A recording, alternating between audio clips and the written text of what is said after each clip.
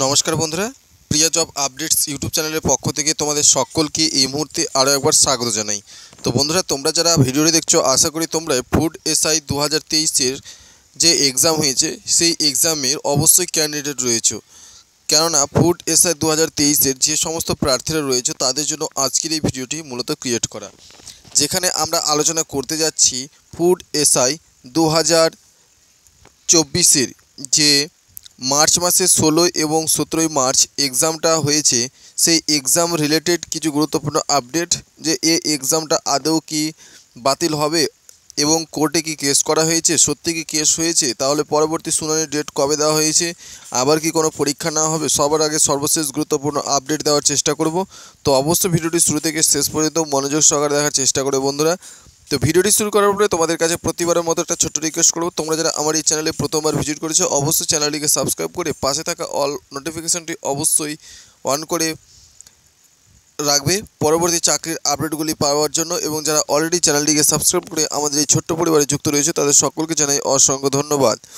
তো বন্ধুরা, food SI 2024 যেটা রিক্রুটমেন্ট করা হয়েছিল ফুড এসআই 2023-এ, সেই ফুড এসআই 2023-এর যে রিক্রুটমেন্ট তার রিগার্ডিংয়ে যে কেস সেটা কিন্তু সত্যি কোর্টে কেস করা হয়েছে। আমরা জানি প্রশ্নপত্র ফাঁস হয়েছে, সাথে সাথে উত্তরপত্র, প্রশ্নপত্র সমস্ত কিছুতেই দুর্নীতি হয়েছে, যার জন্য কিন্তু আন্দোলন করা হয়েছিল পিএসসি ভবনে। এবং সেখান থেকে কোনো প্রত্যুত্তরে কোনো উত্তর না পাওয়ার দরুন কিছু ক্যান্ডিডেট কেস করেছিল হাইকোর্টে, এবং সেই কোর্টে কেসটা কত দূর এগিয়েছে এটা কিন্তু অনেক প্রার্থীরাই কিন্তু জানা অত্যন্ত জরুরি, যেটা কিন্তু অনেক প্রার্থীরাই বলছে কি না এটা সম্পূর্ণ ফেক, কেস করা হয়নি।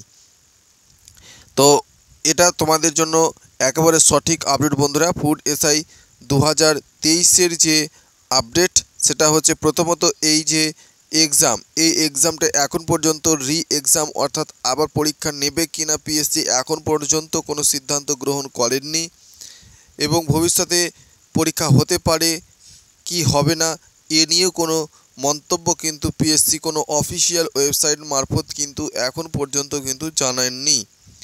এবং যেইটুকু আপডেট আমরা পাচ্ছি সেটা হচ্ছে সত্যি কিন্তু কেস করা হয়েছে, হাইকোর্টে কিন্তু কেস করা হয়েছে, যেখানে পরবর্তী শুনানির ডেট রয়েছে 9 মে 2024। এই 9 তারিখের মধ্যে পিএসসিকে তার সঠিক সত্যতা প্রমাণ করতে হবে, নয়তো কিন্তু এক্সাম ক্যান্সেল হবে। এক্সাম ক্যান্সেল করার জন্য অর্থাৎ পুনরায় ভালো করে দুর্নীতিমুক্তভাবে পরীক্ষা নেওয়ার জন্য হাইকোর্টে কেস করা হয়েছে। তোমরা বুঝতে পারলে আশা করি যে সম্পূর্ণ দুর্নীতিমুক্তভাবে যাতে প্রশ্নপত্র ফাঁস না হয়, উত্তরপত্র লেনদেন না হয়, সমস্ত কিছু ঠিকঠাক রেখে অনলাইন ভিত্তিক এক্সাম নেওয়ার জন্য এই কেসটা করা হয়েছে, সম্পূর্ণটাই কিন্তু হাইকোর্টে, যার শুনানির ডেট রয়েছে পরবর্তী 9 মে 2024। তো ফ্রেন্ডস, পরবর্তী আপডেট যখনই আবার পাবো সবার আগে তোমাদের এই চ্যানেলের মাধ্যমে তুলে ধরার চেষ্টা করব।